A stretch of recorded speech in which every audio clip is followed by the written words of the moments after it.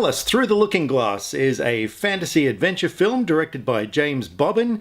It stars Mia Wasikowska,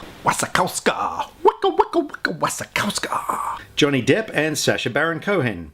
At the end of 2010's Alice in Wonderland, we last left the character in charge of her father's sailing ship. This movie picks up about a year or so later, where she returns home and, well, encounters a few problems, which once again lead her to go to the possibly imaginary land of Wonderland. On her arrival, she discovers that the Mad Hatter isn't feeling too happy because he misses his family and decides that they're still alive and he wants to go after them.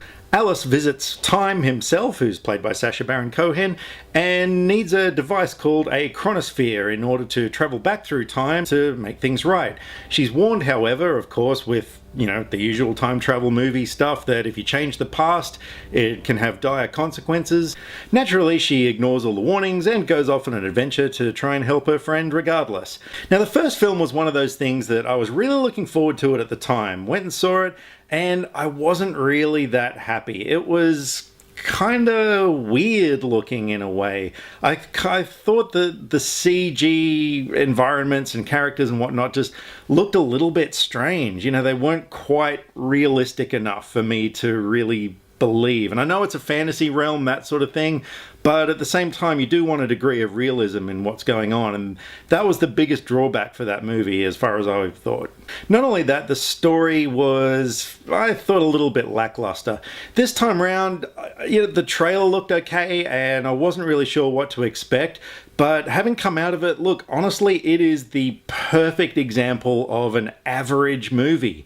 I mean, there were some parts of it where, I was quite enthralled at what was going on the screen. There were other parts I was quite bored and couldn't wait to get to the next scene. So on the plus side, the art design and production design were absolutely outstanding. There were some scenes in the film, some of the realms that she visited, which were really amazing works of art, particularly Time's realm. Same goes for a lot of the other scenes in the movie as well. There were a lot of things that just looked stunning.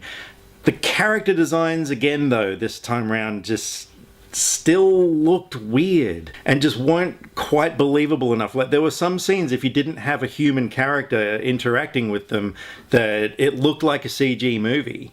And it was only until you had humans in there that sort of brought you back to what you were watching. And yeah, I don't know, it was a weird mix. So aside from that, the special effects and the score were also quite good. Danny Elfman did the music for this one, and yeah, it was definitely noticeable and quite enjoyable.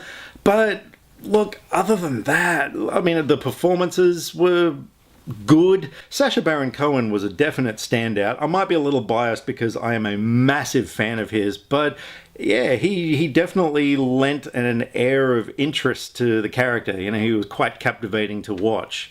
But I couldn't love this movie. The script and the story just weren't great. There was a lot of clunky dialogue that was completely unnecessary. The story overall just didn't wow me. It didn't feel fresh or original.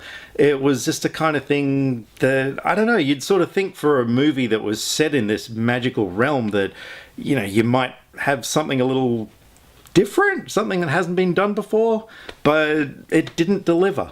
I'm seriously hoping that one day in my lifetime they're going to do a film version of the incredible Alice games that came out over the past few years. Alice and Alice the Madness Returns. Those games, to me, capture exactly what I want from an Alice story. They were dark, they kind of had this really disturbing atmosphere, and I thought it blended with the Alice in Wonderland story so well. Alice Through the Looking Glass almost gave us a hint of that. There was a scene where Alice does wake up in a mental institution, and I was kind of thinking, oh yeah, this is getting into some dark territory, but it was a really brief scene and completely useless. It actually didn't do anything to the story whatsoever, and they didn't come back to that at all. There's always this ambiguity as to whether or not Wonderland is taking place in Alice's mind, and I loved the Alice games because they were kind of like a crutch for her, a place to escape to, because the real world was just so goddamn horrible. And yeah, so we almost got that with this film, but not quite. So that sucked. So like I said, Alice Through the Looking Glass is the definitive average movie. You know, if you need to see it, if you were a big fan of the first one, by all means, check it out. It's not bad, it's just not that good either. So overall, I'm going to give Alice Through the Looking Glass a 5 out of 10. So thanks very much for watching. If you've seen Alice Through the Looking Glass, let me know what you thought of it. Maybe you absolutely loved it, and please tell me why. And in the meantime, don't forget to subscribe to my channel. You can keep up to date with all of my movie reviews, because I like to talk about movies, and I would love to talk about movies with you. Catch you next time. Hey you there. Yeah, I'm talking to you. Click subscribe. You see the big word up the top that says subscribe? Well, click on it.